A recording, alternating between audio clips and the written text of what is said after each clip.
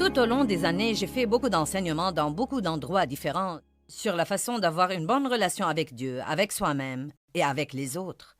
Et nous avons pris certaines des meilleures parties de ces différents enseignements et nous les avons combinés dans une seule émission pour chaque relation spécifique. Donc, quand vous finirez de la regarder, pourquoi ne pas aller à la page Facebook ou Twitter et me faire savoir quelle était votre partie préférée? Je voudrais avoir vos réactions et j'ai hâte d'écouter ce que vous pensez. Nous pourrions donc dire aujourd'hui qu'il ne s'agit que de vous. Où êtes-vous sur la liste des gens dont vous vous occupez? Êtes-vous toujours à la queue de votre liste et, à dire vrai, vous devez vous occuper de tant de personnes que lorsque vous finissez de vous en occuper, vous n'avez jamais le temps de vous occuper de vous-même? Est-ce que vous dites des choses comme « Quand est-ce que quelqu'un va faire quelque chose pour moi ?» Ou des choses comme « Je fais tout le travail par ici et personne ne m'apprécie. » J'ai beaucoup de hochements de tête là-bas. Si vous ne vous occupez pas de vous-même, vous arriverez au point où vous ne pourrez pas vous occuper des autres non plus. Vous arriverez au point où soit vous ne pourrez pas le faire physiquement, vous ne pourrez pas le faire mentalement, vous ne pourrez pas le faire émotionnellement, soit vous le ferez, mais avec une attitude si mauvaise que tout le monde regrettera que vous l'ayez fait. Ce n'est pas égoïste de s'occuper de soi-même. C'est sage. Je crois que Dieu nous donne la responsabilité dans 3 relations. Et la Bible est une affaire de relations. Elle parle de notre relation avec Dieu, de notre relation avec les autres, mais plus important encore, de notre relation avec nous-mêmes. Si vous ne vous aimez pas, il vous sera impossible d'aimer quelqu'un d'autre. Ce n'est vraiment pas possible. Vous savez pourquoi? Parce que vous ne pouvez pas donner ce que vous n'avez pas. Si vous n'avez ni amour, ni estime pour vous-même, si vous ne vous appréciez pas vous-même, comment allez-vous apprécier les autres? Si vous ne vous respectez pas, comment allez-vous respecter quelqu'un d'autre? Il m'est impossible de donner ce que je n'ai pas. J'ai un verre d'eau là, donc si vous dites « donne-moi de l'eau », je pourrais faire ça. Mais si mon verre était vide, aussi longtemps que vous criez pour que je vous donne de l'eau, je ne pourrais pas vous donner ce que je n'ai pas. Et j'ai essayé pendant des années d'être une personne aimable, et je ne savais pas quel était mon problème, parce que je voulais sincèrement obéir à la Bible qui dit d'aimer les autres, et je continuais à échouer, et à échouer, et à échouer, et je me suis finalement rendu compte que je ne m'aimais pas. Je n'étais pas miséricordieuse avec les autres. J'étais dure et insensible, et critique, et imbue de moi-même. Je ne pouvais pas être miséricordieuse parce que je n'avais pas encore reçu la miséricorde de Dieu pour moi. J'étais trop dure pour moi-même. Si vous êtes trop dur pour vous-même, vous serez trop dur pour les autres. Si vous exigez la perfection de vous-même, vous exigerez la perfection de tous les autres. Donc, si vous n'avez jamais fait ça, vous devez faire une pause dans votre vie surchargée et vous devez découvrir le fin fond de votre relation avec vous-même. Est-ce que vous vous plaisez? Vous vous aimez? Vous vous appréciez? Vous vous respectez? Est-ce que vous faites des choses pour vous-même? Est-ce que vous répondez à vos besoins légitimes sans culpabiliser? Parfois, si nous faisons quelque chose pour nous-mêmes, il y a ce petit démon qui traîne dans notre espace et nous oblige à culpabiliser pour l'avoir fait. Eh bien, tu aurais pu donner cet argent, tu n'avais pas besoin d'une autre paire de boucles d'oreilles, tu aurais pu faire ceci, tu aurais pu faire cela. Pourquoi tu es allongé pour regarder ce film? Il y a toujours du travail à faire. Allez, n'est-ce pas que je dis la vérité?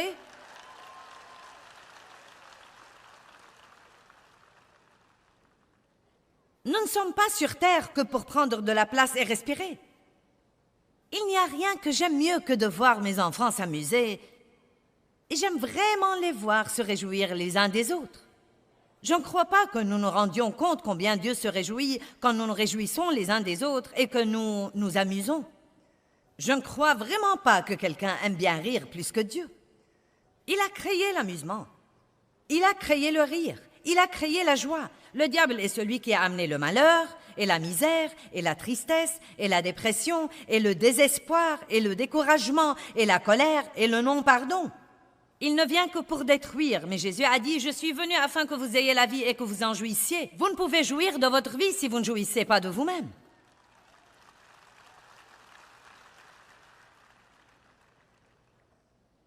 Combien d'entre vous ici ce soir ne s'estiment pas comme il faut? Combien d'entre vous ne s'aiment pas tant que ça? Maintenant, j'ai un tas de ça, vous savez. Il faut dire la vérité. Non, mais il y a eu beaucoup d'années où je ne m'aimais pas. Je n'aimais pas ma voix, je n'aimais pas ma personnalité, je n'aimais pas mes cuisses, je n'aimais pas ceci, je n'aimais pas cela. Eh bien, vous devez vraiment faire la paix avec vos cuisses parce que les cuisses que vous avez sont les cuisses que vous avez.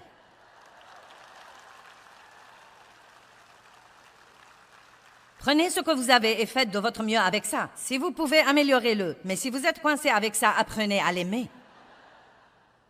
Amen? Ça ne vous servira à rien de regarder les autres personnes. « Oh, si seulement j'étais comme toi, si j'avais tes cheveux, si seulement je pouvais chanter comme ça. » Vous n'avez pas ça. Point final. Ça ne va pas arriver. Apprenez à vous aimer.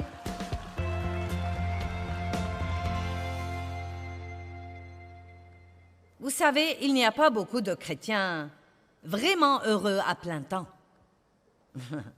Je parle des chrétiens heureux à plein temps. Vous savez, nous pouvons être heureux dans l'allégresse collective quand nous venons à l'église. Et l'équipe de l'adoration est en train de jouer et c'est comme « Oh,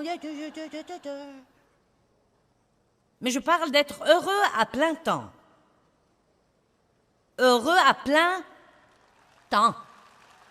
Heureux dans la tempête, heureux quand la tempête est finie. Les gens pensent « Je ne peux pas être heureux si je ne me marie pas. » Ensuite, ils se marient et ils pensent « Je ne peux pas être heureux si je dois supporter ça toute ma vie. »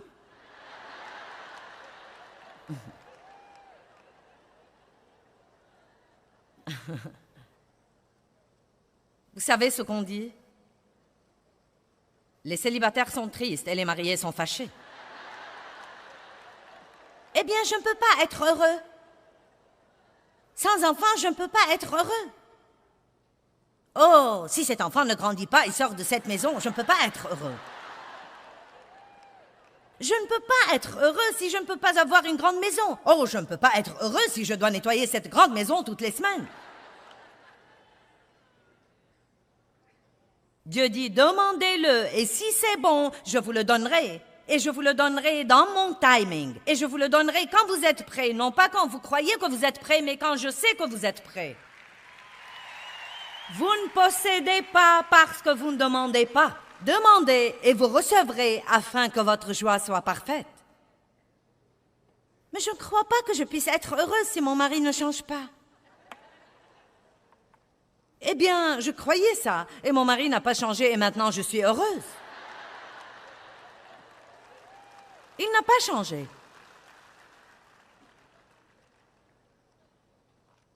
Non, mais il n'y avait pas grand-chose qui n'allait pas chez lui. C'était moi qui avais le problème et je croyais qu'il devait changer pour que je puisse être heureuse. Et quand j'ai finalement découvert que je devais prendre la responsabilité de ma propre joie et arrêter d'essayer de donner à quelqu'un d'autre la tâche de me faire plaisir, une des raisons pour lesquelles j'étais malheureuse est que j'étais résolue à être le genre de personne que Dieu voulait que je sois, mais j'essayais en réalité de faire ça toute seule. Je ne connaissais pas, vous ne possédez pas parce que vous ne demandez pas. Maintenant, s'il y a quelque chose qui se passe en moi, qui doit être changé, je demande simplement à Dieu de me changer. Je ne lutte pas avec ça. J'étudie la parole et je demande à Dieu de me changer. Je n'essaie pas de me changer et essaye de me changer et essaye de me changer et essaye de me changer. Je n'ai pas le temps de faire la danse pour amener tout le monde à m'aimer. J'ai essayé ça dans les quelques premières années et ça tue. Donc, j'ai finalement décidé, Dieu, il va falloir que tu les amènes à m'aimer parce que c'est ce que je suis, c'est fini. Et je ne peux pas essayer de faire les choses d'une façon pour vous et d'une autre façon pour vous et d'une autre façon pour vous. Donc, je crois que Dieu me donne la grâce. Priez pour des portes ouvertes. Priez Dieu d'ouvrir des portes que vous ne pouvez pas ouvrir et de fermer des portes qui doivent être fermées et que vous n'êtes pas prêt à fermer. Vous m'avez entendu? Ne priez pas Dieu juste d'ouvrir des portes, priez-le de fermer des portes dans votre vie qui doivent être fermées. Commencez à être honnête avec Dieu. Commencez à être responsable devant quelqu'un et confessez des choses et demandez la prière. Ouh! Vous allez exaspérer le diable quand vous faites ça, parce qu'il veut que vous mettiez un masque artificiel sur votre visage, le Seigneur soit loué. Alors que dedans de vous, vous êtes presque détruit. C'est incroyable ce que nous nous faisons quand nous cachons des trucs. Ne jouez pas au plus fin les uns avec les autres.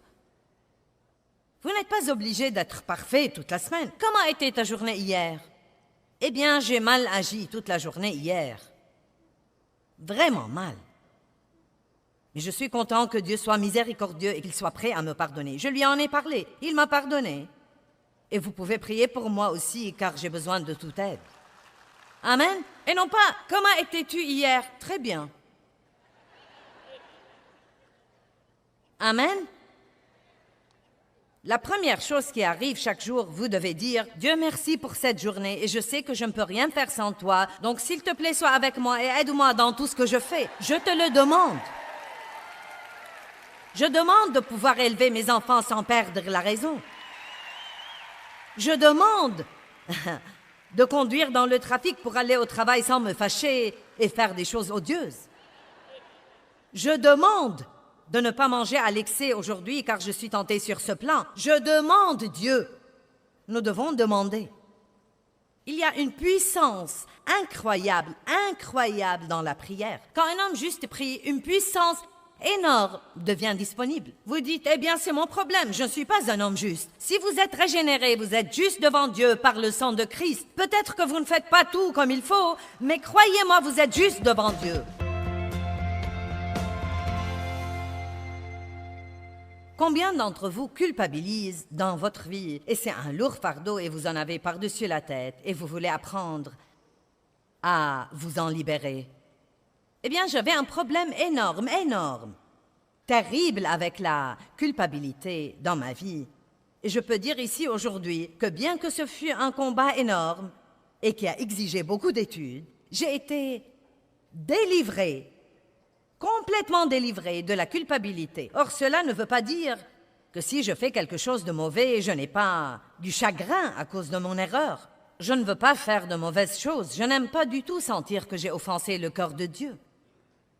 Mais je crois qu'il y a une différence entre avoir du chagrin saint pour avoir offensé le cœur de Dieu, admettre ça, en discuter tranquillement avec Dieu, obtenir son pardon et aller de l'avant, c'est une chose différente de porter toujours ce terrible fardeau de culpabilité et de le laisser vous rabaisser et vous voler votre vie jour après jour après jour après jour.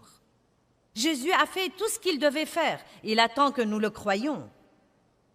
Et je vais vous montrer la preuve dans la parole de Dieu aujourd'hui. Comme quoi, il nous a non seulement pardonné nos péchés, mais encore ôté la culpabilité. Et c'est à nous de le croire ou non et d'arrêter de vivre d'après nos sentiments et de commencer à vivre d'après la parole.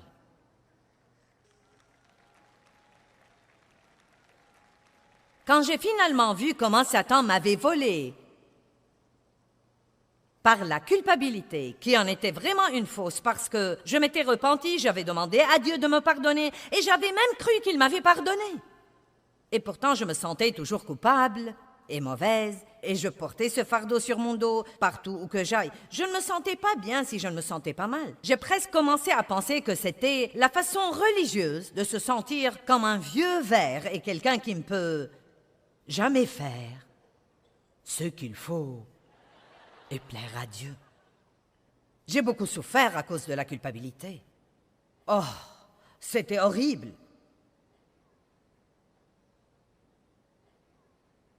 Je me levais, je désirais que ce soit le temps de dormir, et je dormais et je désirais me lever.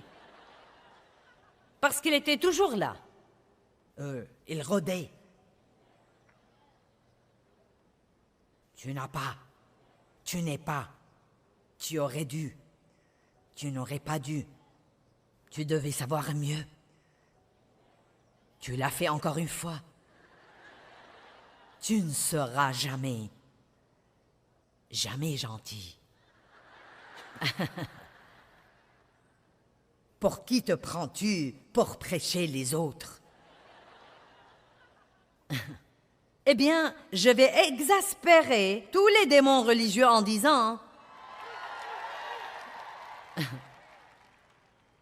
Je suis debout ici devant vous aujourd'hui et je n'ai pas une once de culpabilité pour quoi que ce soit. »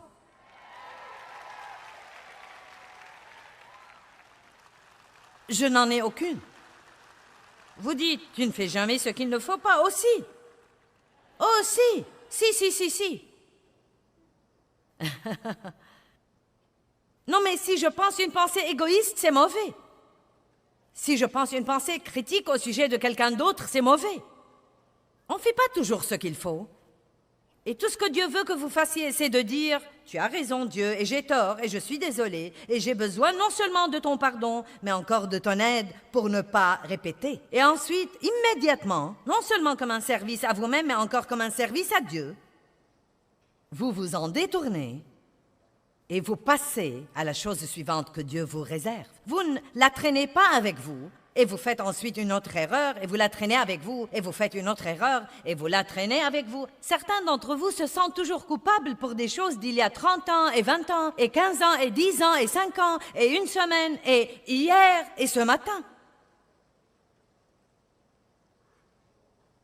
Allez, la Bible nous enseigne que Jésus-Christ est notre remplaçant, et que nous sommes co-héritiers avec lui, et que tout ce qu'il a souffert pour triompher, toute victoire qu'il a remportée pour nous, quand il a pris le péché à la croix et est mort là avec ça, à ce moment-là, le péché a perdu sa puissance sur quiconque croirait vraiment en Jésus-Christ, car ce que Dieu a vu ce jour-là sur la croix, en Christ, il a vu chaque personne qui croirait en son Fils unique, Jésus-Christ, et se fierait à lui pour son salut. Spirituellement, nous étions en lui quand il est mort. Nous étions en lui quand il a ressuscité des morts. D'après la Bible, nous sommes assis en ce moment dans les lieux célestes en Jésus-Christ. Bien que nous soyons debout ici en ce moment, nous sommes encore en lui. Et si vous ne savez pas qui vous êtes en Christ, vous ne comprendrez jamais ceci. Ce n'est pas « j'espère, il se peut », c'est un fait. Donc, c'est quelque chose d'ici, du côté du ciel, qui est tout à fait accompli. C'est déjà fait. C'est accompli. Votre nom est là. Votre demeure est déjà bâtie. Amen. Et tous ces bons trucs. Donc, nous nous détournons du péché ici. Je suis mort au péché. Je vis pour Christ. Je suis mort au péché. Je vis pour Christ. Hop. Minute. Il n'y a aucune condamnation pour ceux qui sont en Christ. Je suis désolé. Je me suis repenti. Je suis pardonné. Tu n'as rien à voir avec moi, diable. Je vais continuer à faire des progrès, à marcher vers ma relation avec Dieu. Mais ce qui arrive normalement, c'est que les gens sont coincés quelque part. Et ils arrêtent de grandir. Et ils n'ont jamais la joie que Jésus veut qu'ils aient pendant qu'ils sont ici. Celui qui n'a point connu le péché est devenu péché. Il a pris notre péché. Et puisqu'il l'a pris et l'a payé, nous ne devons pas le garder et le payer. Non seulement les péchés que nous avons commis avant de demander à Christ de venir dans notre vie, mais tous les péchés que nous commettrons tant que nous sommes vivants sur terre. Tous les péchés ont été traités sur la croix. Tous les péchés. Bien, maintenant le verset 10 est une grande chose ici. Versets 10 et 11. Car il est mort, et c'est pour le péché qu'il est mort, mettant fin à sa relation avec lui une fois pour toutes, et la vie qu'il vit, et c'est pour Dieu qu'il vit, en communion ininterrompue avec lui. Maintenant voilà. Le moyen d'avoir la victoire sur le péché, c'est de vivre dans une communion ininterrompue avec Dieu. Arrêtez de vivre sous la loi et d'avoir toutes vos listes de tout ce que vous devez faire ou ne pas faire de peur de fâcher Dieu. Laissez le côté légal. Mettez-le de côté et comprenez que Jésus a gardé la loi, il a accompli la loi, il a écrit la loi dans vos cœurs, et plus vous communiez avec lui, plus vous êtes proche de Dieu, plus vous saurez ce qu'il faut et ce qu'il ne faut pas, et plus vous êtes proche de Dieu, plus vous aurez la force de faire ce qu'il faut et de dire non à ce qu'il ne faut pas.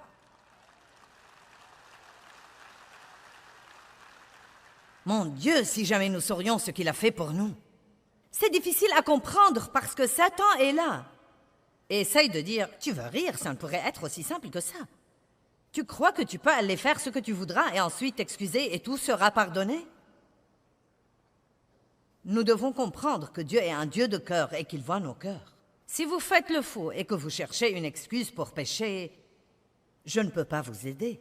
Il n'y a rien que je puisse faire. Mais si vous êtes sérieux, si vous aimez vraiment Dieu, et que vous savez que Jésus est votre seul espoir, et que vous voulez vraiment vivre pour plaire à Dieu, et c'est le cas, sinon vous ne seriez pas ici. Il ne s'agit pas de ce que vous faites. Maintenant, il se peut qu'il y ait certains surfeurs de chaîne en ce moment qui ont plutôt par hasard regardé cette émission et vous essayez de voir si je suis folle ou si j'ai quelque chose que vous aimeriez écouter. Et je ne sais pas où vous en êtes, mais croyez-moi, si vous aimez Dieu, si vous avez reçu Christ comme votre sauveur, et si vous voulez vraiment vivre la vie que Jésus est mort pour que vous viviez, vous n'allez jamais faire ça si vous êtes accablé de culpabilité tout le temps à cause de tout le mal que vous auriez jamais fait. Il n'y a aucun mal que nous avons fait que Dieu ne puisse pas réparer par le sang de Jésus-Christ. Rien. Vous êtes-vous jamais lassé de travailler sur vous-même ou jamais demandé pourquoi plus vous faites de gros efforts pour ne pas faire quelque chose, plus vous le faites? J'écoutais un message au sujet de ne pas trop parler ou dire de mauvaises choses et j'ai décidé, c'est fini, je vais rentrer à la maison et je vais fermer ma bouche et je ne vais pas dire une seule chose, car si je ne dis rien, je ne peux pas m'attirer des ennuis. Eh bien, la chair passe toujours d'un extrême à l'autre. Je parlais trop et ma solution humaine à ça était de ne plus parler. Et nous savons que ça ne marche pas. Donc, quand tout le monde a voulu savoir ce qui n'allait pas chez moi, cela m'exaspérait, car je pensais, vous n'aimez pas que je parle, vous n'aimez pas que je ne parle pas, quoi que je fasse, je ne peux pas plaire aux autres. Quelqu'un comprend de quoi je parle? Je ne comprenais pas que le changement vient de l'intérieur vers l'extérieur. J'essayais toujours de me changer de l'extérieur. Ce que je devais faire était de dire, Dieu, tu sais, j'ai été convaincue par ce message, j'ai vraiment un problème sur ce plan, mais je ne peux pas me changer, Dieu, j'ai besoin que tu me changes toi-même. Je me fie à toi, Dieu, pour me changer. J'ai besoin de grâce, Dieu, de grâce et de plus de grâce pour m'aider dans cette situation. Et ensuite, quand j'ai totalement compté sur Dieu, j'ai eu accès à sa puissance par ma foi, et ensuite, tout à coup, j'ai remarqué, waouh, je change. Je ne sais même pas comment c'est arrivé. Je ne suis plus en train de dire des bêtises comme avant. Waouh, ce doit être Dieu. Et c'est ce qu'il veut. Galates chapitre 3, verset 5. Celui qui vous accorde son merveilleux Saint-Esprit et qui opère puissamment et miraculeusement parmi vous, le fait-il parce que vous faites ce qu'exige la loi ou parce que vous croyez et vous adhérez et vous vous fiez et vous comptez sur le message que vous avez écouté? Donc il dit, croyez-vous que vous allez changer à cause de vos luttes et de vos efforts? Non, la seule façon de changer, c'est de compter complètement sur Dieu. J'espère que chaque message que je prêche ce week-end vous convainc vraiment, vous convainc. Je ne veux pas qu'il vous condamne. Je veux qu'il vous convainque, mais je ne veux pas que vous rentriez à la maison pour essayer de changer. Je veux que vous rentriez à la maison et commenciez à prier au sujet de ce que vous avez écouté et à dire, Dieu, j'ai besoin que tu travailles ça en moi. Et l'autre chose que je veux que vous fassiez, c'est de continuer à étudier dans les domaines où vous recevez la conviction. Allez à la parole et allez au Saint-Esprit. Ne vous embarquez pas dans les œuvres de la chair pour faire que les choses se produisent. Allez à la parole, allez au Saint-Esprit et dites, Dieu, je ne peux pas faire ça sans toi. Ce serait comme si j'exigeais que ce truc donne la lumière quand il n'est pas branché. Mais c'est très simple si vous branchez tout simplement les choses. Tournez-vous vers la personne qui est à côté de vous et dites, es-tu déconnecté? Il y a le courant dans la prise de courant à tout moment. Mais vous devez vous brancher. Comment est-ce que vous vous branchez? Dieu, j'ai besoin de toi, je ne suis rien sans toi, je me fie à toi, je m'appuie sur toi, je compte sur toi. Mon Dieu, combien d'années ai-je essayé de changer mon mari? Avez-vous une idée du travail futile que c'est que d'essayer de changer votre époux?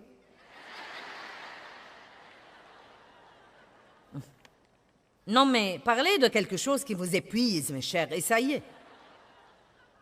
Je reste à la maison avec nos enfants toute la semaine et ensuite tu viens et tout ce que tu fais, c'est de jouer au golf et de regarder ce sport à la télé. Et moi? Je ne pensais pas au fait qu'il travaillait toute la semaine. Et ceci était quelque chose qu'il aimait. Et d'ailleurs, je n'étais pas aussi agréable pour qu'il passe le temps avec moi. C'est la vérité, je ne l'étais pas. J'étais casse-pied et manipulatrice et autoritaire et égoïste et égocentrique. Oui, j'étais exactement comme ça jusqu'à ce que Dieu s'est saisi de moi. Et pas seulement ça, j'allais à l'église comme ça tout le temps. Et aller à l'église ne m'a pas du tout changé. Allez à l'église autant que vous voudrez. Ça ne veut pas dire que vous allez changer. Vous changez quand vous commencez à prendre la parole au sérieux et quand vous commencez à crier à Dieu et à dire « ça ne me satisfait pas de rester comme je suis ». Je sais que Dieu a changé ma vie et que je ne suis rien sans lui. Nous sommes la tête et non la queue, en haut et jamais en bas. Nous sommes hardis et intrépides et confiants et nous n'allons pas laisser le diable gagner. Allez maintenant, levez-vous tous et louez Dieu.